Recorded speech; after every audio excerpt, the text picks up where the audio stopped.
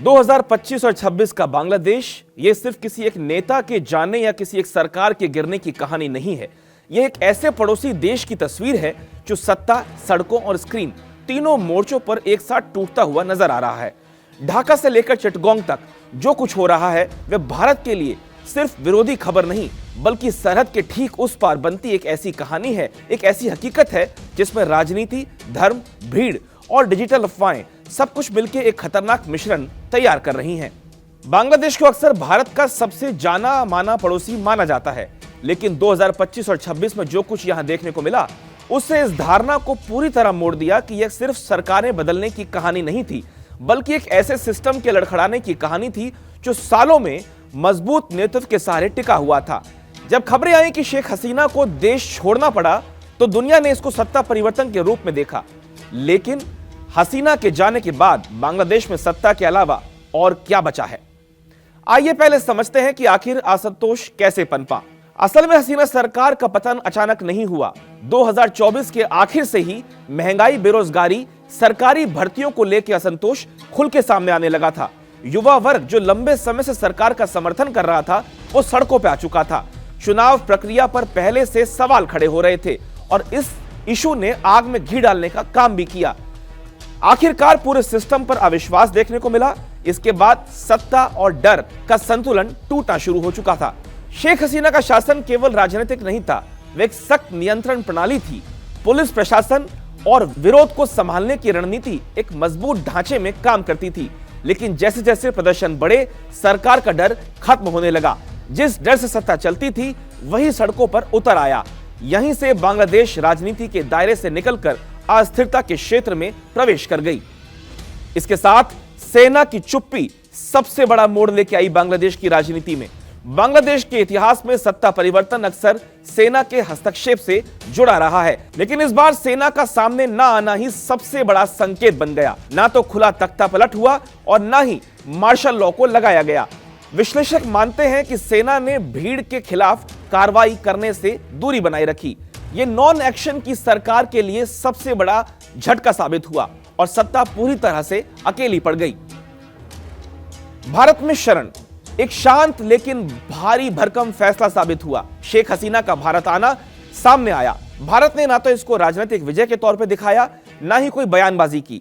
भारत ने चुप्पी साधी रखी और इस पूरे घटनाक्रम को एक मानवीय दृष्टिकोण से देखने की रणनीति को अपनाया।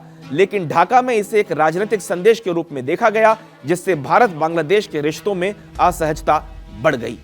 हसीना के जाने के बाद बांग्लादेश में जो हुआ वह सिर्फ सत्ता परिवर्तन नहीं था। कई इलाकों में प्रशासनिक पकड़ ढीली पड़ी।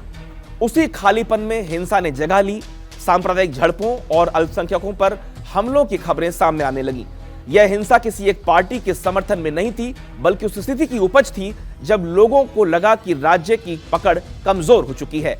अंतरिम सरकार के गठन के साथ यह उम्मीद जगी कि हालात संभलेंगे, लेकिन जमीनी सच्चाई अलग रही। पुलिस बल थका हुआ था, प्रशासन बिखरा हुआ था और जनता का भरोसा टूट चुका था। संस्थागत नाम भले ही बड़े हों, लेकिन जब भरोसा नहीं होता तो सरकारें सिर्फ कागज पर रह जाती हैं। इसी खाली जगह में बांग्लादेश नेशनल पार्टी की एंट्री होती है। वर्षों तक साइडलाइन रही ये पॉलिटिकल पार्टी अचानक एक विकल्प के तौर पे उभरने लगी। समर्थकों के लिए यह लोकतंत्र की वापसी थी, जबकि आलोचकों के लिए सत्ता में बदलने की तैयारी। यह साफ था कि 2026 के चुनाव सिर्फ सरकारें चुनने का नहीं बल्कि बांग्लादेश का सिस्टम बदलने का चुनाव है। इस पूरे संकट का एक अहम पहलू डिजिटल दुनिया में छुपा रहा। इंटरनेट स्लोडाउन, सोशल मीडिया पर अफवाहें और मैसेजिंग एप्स पर डर इस पूरे हालात को और बिगाड़ा। जब आधिकारिक सूचना कमजोर पड़ने लगी तो अफवाहें तेज हो गईं। 2025 का बांग्लादेश सिर्फ सड़कों पर नहीं था बल्कि मोबाइल स्क्रीन पर भी टूट रहा था। भारत के लिए बांग्लादेश की अस्थिरता भावनात्मक मुद्दा नहीं बल्कि सीधी सुरक्षा और रणनीति का सवाल है। सीमा सुरक्षा, शरणार्थियों की आशंका और कट्टरपंथी ताकतों की सक्रियता, ये सभी चुनौतियां एक साथ सामने आने लगी। आज बांग्लादेश इस सवाल से नहीं जूझ रहा कि अगला प्रधानमंत्री कौन होगा, बल्कि इस सवाल से जूझ रहा है कि क्या राज्य और भीड़ अराजकता से बचे रहेंगे। शेख हसीना का जाना एक युग का अंत तो है, लेकिन उसके बाद शुरू हुई कहानी कहीं ज्यादा जटिल है और खतरनाक है। और यही वजह है कि इस कहानी की सिर्फ ढाका नहीं बल्कि दिल्ली में भी बहुत ध्यान से देखने की जरूरत है। आज का बांग्लादेश हमें एक कड़वा लेकिन जरूरी सबक सिखा रहा है। जब सत्ता पर भरोसा टूटता है, जब संस्थाएं कमजोर पड़ती हैं और जब भीड़ कानून से तेज भागने लगती है, तो किसी भी लोकतंत्र की सीमाएं तेजी से सामने आ जाती हैं। शेख हसीना के जाने के बाद जो वैक्यूम बना, उसने दिखा दिया कि सिर्फ मजबूत नेता नहीं, मजबूत सिस्टम भी जरूरी होता है किसी भी देश के लोकतंत्र को चलाने के लिए।